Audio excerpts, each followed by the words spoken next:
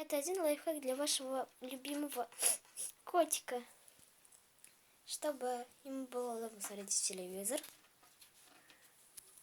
И, конечно же, просто поиграть с вами, своим любимым хозяином. Сейчас покажу. Смотрите, берем любой опустошенный ящик. Пустой. Можно его очистить, как хотите. Берем либо коврик, либо покрывало. Кладем его сюда. Я сразу загну, потому что я знаю уже, что чуть-чуть надо загнуть. О, господи, кот уже полез в шкаф. Что не так с этим котом? Ладно, потом загну.